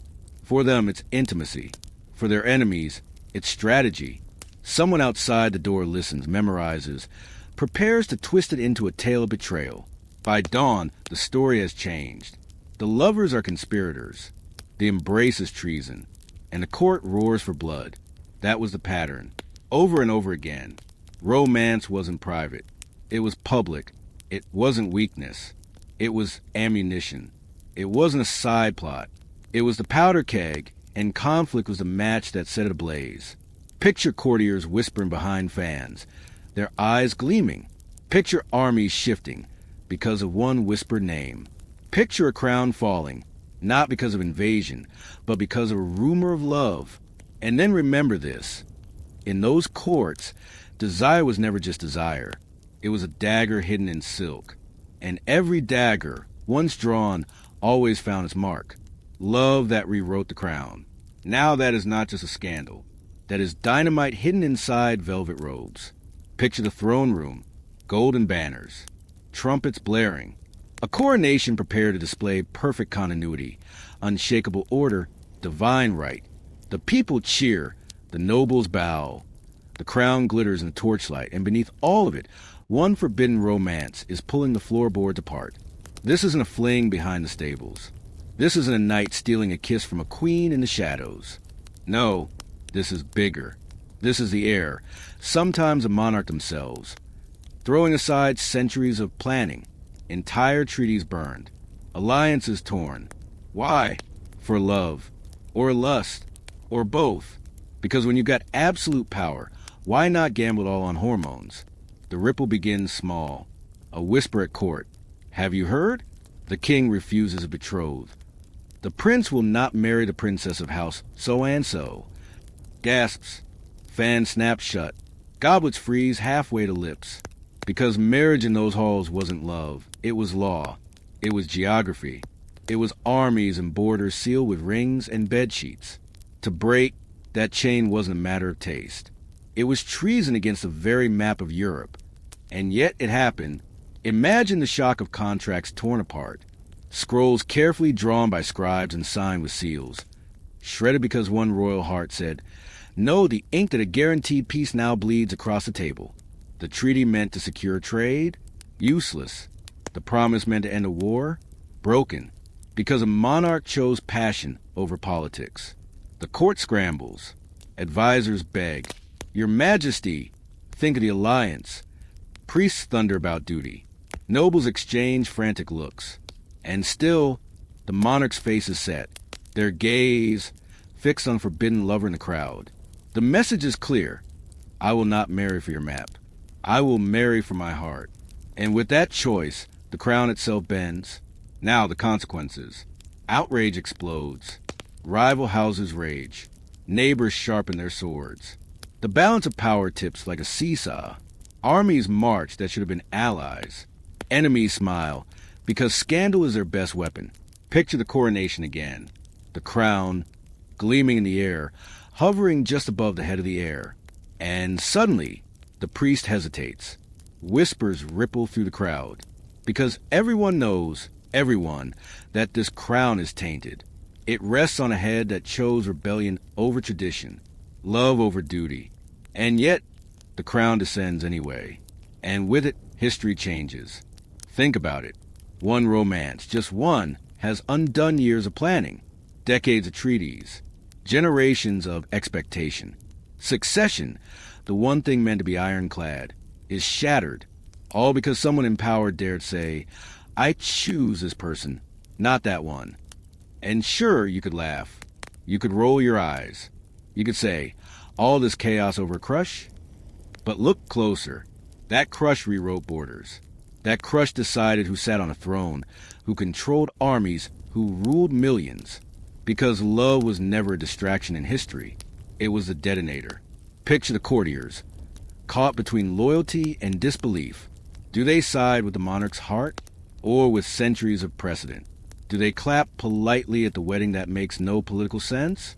Or do they mutter, plot, maybe even scheme to replace the fool who chose passion over empire? And the people, oh, the people are divided. Some cheer. They swoon at the romance.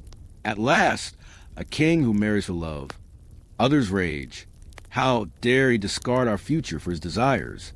Because when a monarch gambles with their heart, it's the people who pay with their lives. With war, with famine, with rebellion. Now, humor me. Imagine Tinder. Swipe left, swipe right. Choices as trivial as deciding what to eat for lunch. Except here, every swipe redraws Europe. Every kiss burns a treaty. Every match rewrites destiny. That was royal love. That was the crown in flames. And the irony? The monarch thought they were free. Free to choose love. Free to seize happiness. But in truth, that freedom came with chains heavier than any crown. Because once they chose, they trapped themselves and their kingdoms inside a story that could not be undone. The lover becomes a symbol, idolized by some, despised by others. A single figure blamed for the collapse of alliances, the outbreak of wars, the unraveling of dynasties. And the monarch, forever remembered not for their policies, not for their battles, but for the love that rewrote the crown. Think of the advisors years later, still grumbling. We lost half the kingdom because His Majesty couldn't keep his heart in check. Think of the enemies, raising toasts at feasts, thanking not their generals, but the scandal that did their work for them. Think of the history books, scratching their quills, struggling to explain why one decision of desire toppled centuries of strategy. That's the power of this story. Because love at this scale wasn't personal. It was political dynamite. It didn't just make for whispers in dark corridors. It set fire to the foundations of monarchy itself. So when we talk about the crown, about succession, about dynastic futures, remember this. The true threat was never invasion. It was never rebellion. It was never even death. The true threat was desire. The one force no law, no priest, no general could control. And when a monarch surrendered to that force, the world shifted. Love that rewrote the crown. Not a poem, not a ballad, but a scar burned deep into history. And we're only at the beginning, the affair that started a war. It sounds like the plot of a melodramatic novel, doesn't it? Two lovers, a secret rendezvous, whispers in candlelight, and the next thing you know, kingdoms are burning. But history doesn't deal in exaggerations here. It deals in blood. Picture this. A castle at night, stone corridors echoing with laughter from the feast above. Behind a locked door, two figures press close, exchanging vows they were never meant to speak. Their love is fire, intoxicating, reckless, unstoppable. To them, it feels private. To the world beyond those walls, it is a fuse waiting for a spark. At first, it's just gossip. A servant whispering in the kitchens. A guard swearing he saw the wrong pair of shadows on the balcony. Courtiers exchange sly looks over wine. Did you hear? Could it be true? Scandal is entertainment until it isn't. Because when the wrong ears hear the right secret, scandal transforms into weapon. And this weapon doesn't cut only hearts. It cuts nations. The rival faction learns of it first. They seize it, sharpen it, twist it into proof of betrayal. Suddenly, love letters are not tokens of affection. They're political dynamite. Every phrase is presented as conspiracy. Every kiss becomes treason. And the wounded pride of kings? Oh, that's the most dangerous weapon of all. One king feels humiliated. Another feels challenged. Nobles sense opportunity. Armies, already restless, are promised glory. And just like that, the pillow talk of two reckless hearts mutates into battlefield orders. Now, the drums of war begin. Picture banners snapping in storm winds. Colors blazing against gray skies. Trumpets shrieking their metallic cries. 10,000 soldiers marching in formation. Armor clashing.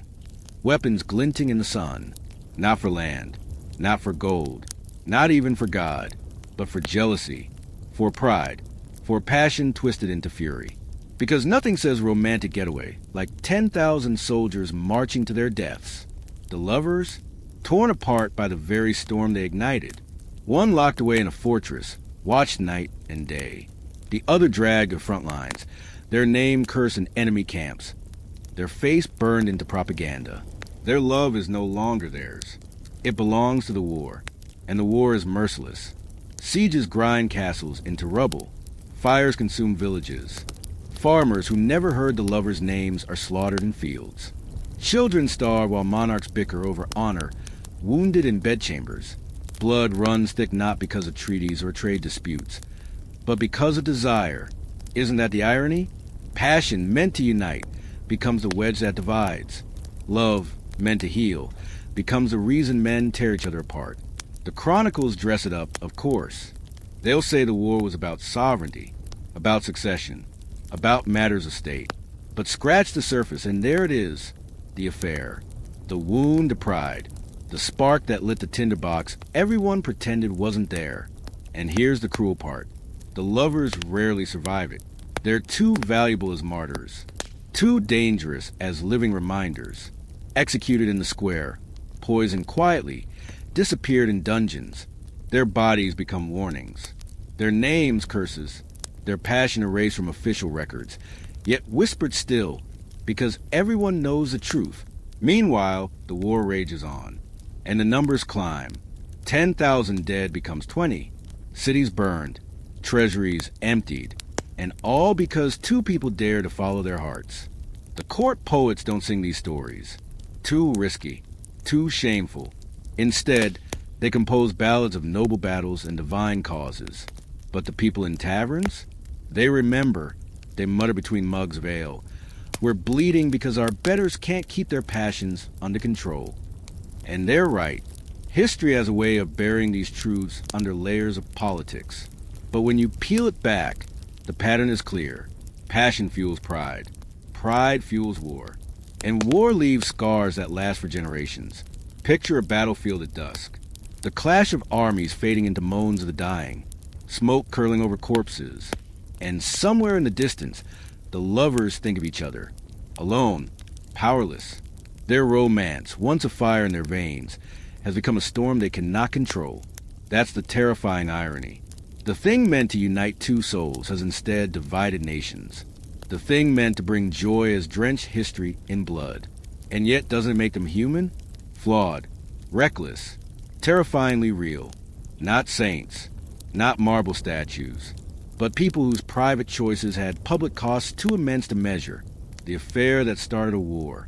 Not a legend. Not a myth. But a reminder that even in the grand halls of power, where maps are drawn and crowns gleam, the most dangerous weapon isn't steel or gold. It's the human heart, when laws bent for love. Now that's when the story shifts from scandal in shadows to audacity in daylight.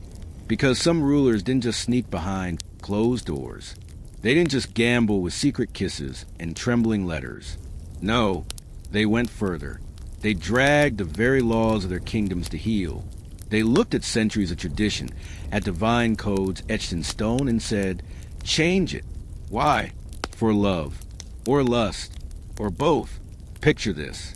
A scribe hunched over parchment, goes scratching in the dead of night.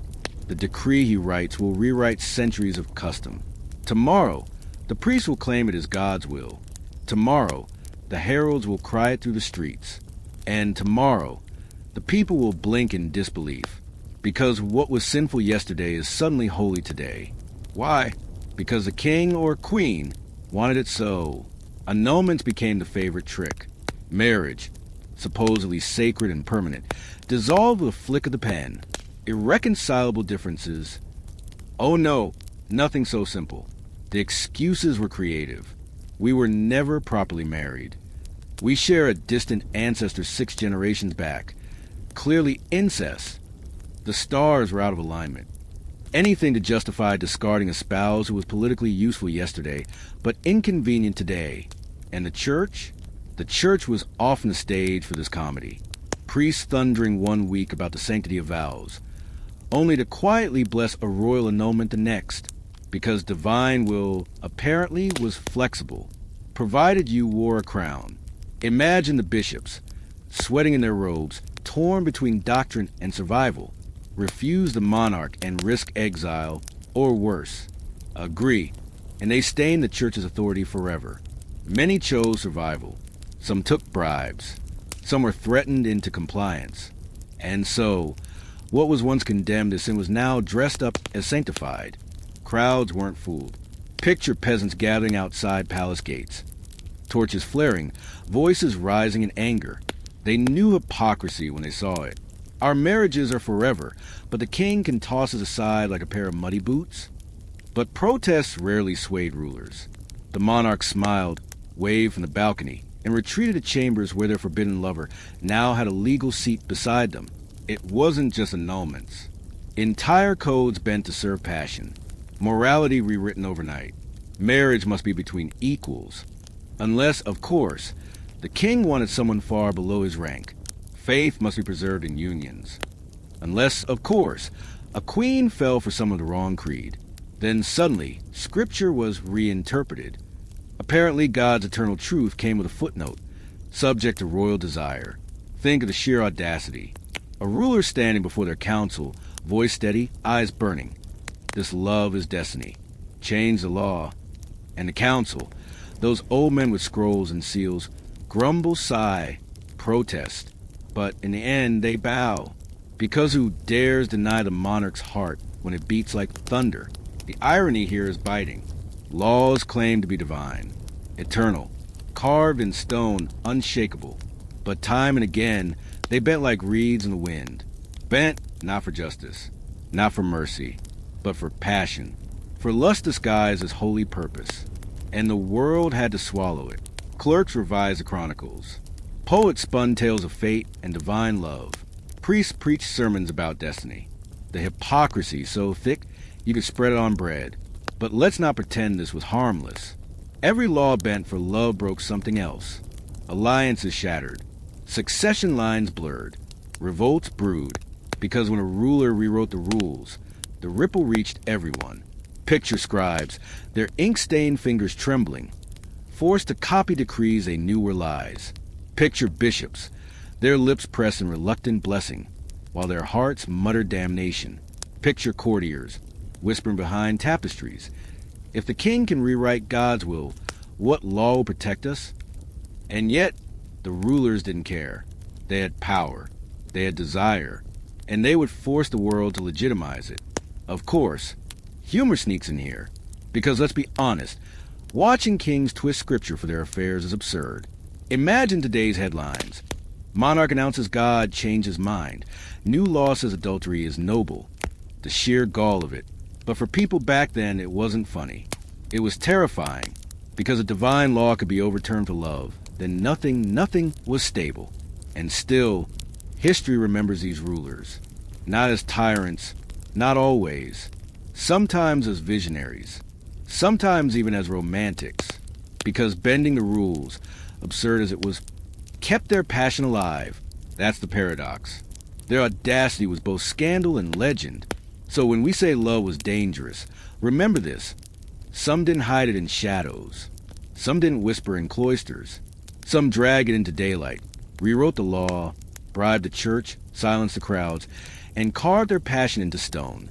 They didn't just love dangerously. They forced the world to bless it. And in doing so, they proved that even the laws of gods and kings could buckle under the weight of desire. The truth behind the romance. Up to now, it's been easy to see these stories as reckless passion, as forbidden kisses, stolen glances, desperate hearts beating against the rules. But here the veil is pulled back, and what we find is not innocence, not fate, but calculation. Cold, deliberate calculation, hiding behind a mask of desire. Picture this. A queen in her chamber, candlelight flickering over parchment. A letter, not dripping with poetry, but with strategy. Lines written in code, not about longing, but about troops. Not about a kiss, but about land. And yet, it is disguised as romance. Because love, after all, is the perfect camouflage. Who questions a love letter? Who suspects pillow talk of being statecraft? That's the shock. Many of these lovers weren't just smitten. They were players, strategists, survivalists. Love wasn't the goal, it was the tool. Think of the noble woman, supposedly bewitched by passion, who in reality needed protection. A lover with power meant safety. A lover with an army meant survival. Desire was a cover story. Strategy was the truth, or the ambitious knight, painted as reckless, secretly using the queen's affection as a ladder. Every embrace moved him closer to titles, to land, to influence he could never win with a sword alone. And what about the princes and princesses? Affairs staged not as rebellion, but as alliances. Two families united on the table, masked by a supposed scandal. Whispers of romance were often whispers of treaties. Imagine the lovers' meetings. Not just heated whispers in gardens, but whispered negotiations. Maps spread on beds. Secrets traded between kisses. Every touch another clause in a hidden contract. Every promise of devotion, a bargain in disguise. And the world bought it. Because passion is persuasive. Because people believe in love, even when it's a mask. The irony is brutal. We mock kings for being ruled by lust, queens for being reckless, nobles for being foolish. But what if they weren't fools at all? What if they knew exactly what they were doing? Picture a crown changing hands. Officially, it's because of a marriage, a union of passion too strong to deny. But beneath the surface, it's about armies shifting sides, about treasuries swelling, about rivals being outmaneuvered. Passion was just a theater. Power was a script. The revelation sting. The queen who risked it all for a knight? Perhaps she risked nothing. Perhaps she chose him not for his smile, but for the loyalty of the men who followed him. The prince who shattered treaties for love? Perhaps he shattered them because it broke his enemies first. And those love letters? The ones we imagine filled with sighs and poems? Many were closer to treaties. Codes, signals, strategies wrapped in pretty phrases. I long to see you again could mean move the troops. My heart burns could mean strike now. Love language, yes, but war in disguise. It makes you wonder. How much of what we call romance in history was really survival? How many lovers were pawns, maneuvered for power, discarded when the game was done? Because power doesn't blush. Power doesn't write sonnets. Power hides behind them. Picture the crowd, centuries ago, gossiping about a scandalous affair. They laugh, they judge, they whisper about passion. Meanwhile, thrones are shifting, lands are changing, armies are moving, all while the people are distracted by the story of love. Isn't that the greatest trick? To convince the world it's watching a romance, when in truth it's watching a coup. And yet, not all were cold. Some hearts did ache. Some tears were real. But even then, power slipped in. Because in history, even genuine passion was weaponized. If you loved, your enemies twisted it. If you lusted, your rivals exploited it. Whether staged or sincere, desire was always dangerous. That's why these stories survived as whispers. Not because they were too scandalous, but because they revealed too much. They revealed that the great powers of the world weren't only shaped by swords and treaties. They were shaped in bedrooms, in gardens, in secrets masked as passion. And perhaps that's the most shocking revelation of all. That love wasn't love. It was history's deadliest masquerade. The silences of history. Not gaps, not accidents, not, oops, the parchment burned. No, these silences were deliberate. They were crafted, chiseled into the record like negative space, built to hide truths too messy, too human, too dangerous for the grand stories rulers wanted told. Picture this, a royal chronicler, quill in hand, sitting in a candlelit chamber. Outside, rumors swirl like wildfire. The king has taken a lover. The queen has been caught in scandal. The prince has thrown away an alliance for a forbidden flame. Inside, the chronicler pauses. He knows the gossip. He's heard the whispers. But when the quill meets parchment, those stories vanish. They are not fit for the official record. Instead, he writes of triumphs, of victories, of noble sacrifices. The page stays pristine. The truth erased. Because scandal, you see, was poison. And rulers weren't about to let their carefully curated legends be stained by something as embarrassing as lust. Think about it. How do you sell the image of a warrior king? Brave, strong, destined for glory. If everyone knows he nearly lost his crown chasing someone else's spouse? How do you praise a queen for her piety and dignity if the court can't stop whispering about the night she snuck into her chambers? You don't. You cut it out. You silence it. You pretend it never happened. And so, history becomes propaganda. The irony is thick. Bards who sing endless ballads about courtly love. Noble knights serenading their ladies from afar. Pure devotion unsullied by desire. Safe. Sanitized. Harmless. But the real romances? The ones dripping with danger, passion, betrayal? Silence. Because noble love made for good theater. Forbidden love could topple thrones. Picture the manuscripts. Pages missing, carefully cut, letters destroyed, entire correspondences vanishing overnight. A chronicle with a suspiciously vague line. In that year, there was unrest in court, but the king prevailed. What unrest? What whispers? You'll never know, because the chronicler had orders. And the bards? They weren't fools. They performed for their supper. Sing the wrong ballad, and you weren't paid, you were punished, maybe even executed. No one risked their head over a queen's affair, or a prince's secret wedding. Better to sing about roses and stars than about scandals that could cost your life. The silence wasn't cowardice. It was strategy. Even portraits played the game. Look at paintings of monarchs. Serene, powerful, untouchable. No hint of the chaos beneath. No clue that the glorious king was drowning in his own affairs. That the queen's composure was cracked by whispers. that the heir's future was thrown into doubt by one reckless kiss. The paint lies, the silence spreads. But make no mistake, everyone knew. The people whispered in taverns. Servants told stories in kitchens. Enemies spread rumors like wildfire. The truth lived, just not on parchment, not in song, not in the official record. Because what is unsaid can be more powerful than what's written. And that's the cruel brilliance of it. History didn't forget. History chose to forget. Why? Because scandal exposed hypocrisy. Monarchs claimed divine right, claimed to be chosen by God, untouchable, perfect, but their passions proved they were human, vulnerable, fallible, and nothing undermines authority faster than humanity. So the scribes silenced it, the bards ignored it, the historians glossed over it. They built a wall of silence to protect crowns from cracking. But listen closely to that silence. It's loud.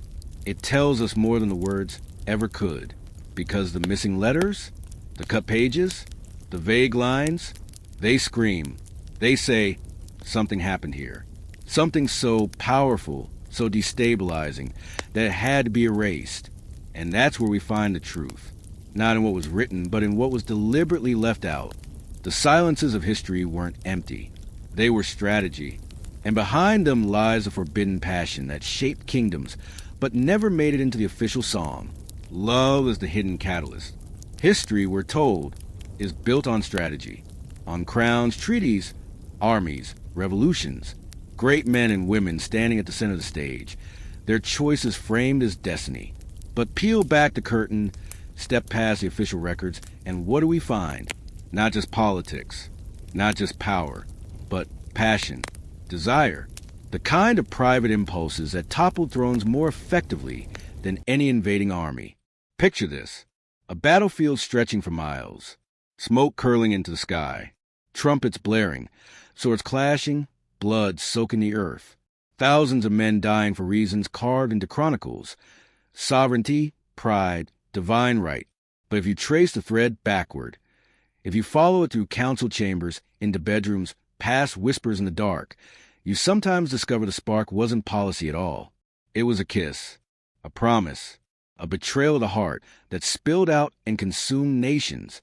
That's the great irony, isn't it? Empires can survive famine, plague, even invasion, but apparently not a messy love triangle. Take any royal scandal. Officially, wars erupted over borders, trade, or succession. But quietly, behind closed doors, desire fanned flames. A king insulted by his queen's rumored affair could justify war as vengeance. A prince's forbidden love could fracture alliances his advisors spent decades weaving. A noble's indiscretion could unravel treaties signed in blood. And yet, the chronicles remain silent. They prefer to blame politics or divine will or historic necessity. Passion? Never. Too embarrassing. Too human.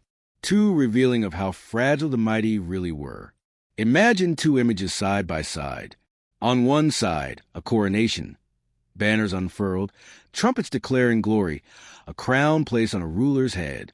On the other, a bedchamber, a secret letter pressed into a lover's hand, trembling, dangerous. Which mattered more? History would have us believe the coronation, but time and again, it was a letter that carried the heavier weight. Because what's more volatile than desire? You can plan for armies. You can measure wealth. But you cannot control the heart. And when the heart sits on a throne, every secret longing becomes a matter of state. Think of it. Treaties broken not because they were flawed, but because someone refused a loveless marriage. Alliances destroyed not by armies, but by infidelity. Dynasties undone not by enemies outside their gates, but by lovers within them. And yet we laugh at it. Because the absurdity is almost too much. How can something as fragile as a kiss cause so much carnage? And yet, it did, again and again. The truth is sobering. History remembers kings for their crowns and their wars.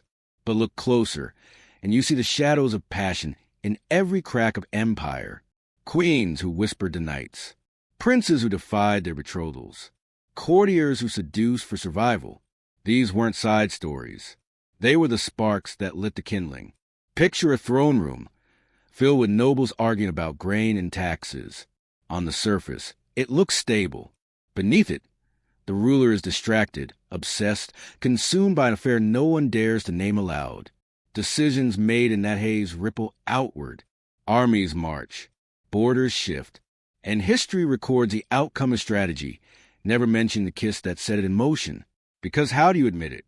How do you tell the world that kingdoms rose and fell not from divine providence, but because someone couldn't resist someone else's smile? That's why these stories were silenced. Too undignified, too dangerous. But silence doesn't erase the truth. It only buries it. And here's the haunting realization. Love, hidden, erased, ignored, may have been one of history's greatest forces all along. Not the wars, not the treaties, not the speeches, but the passions no one dared to record. Whispers that outlive us.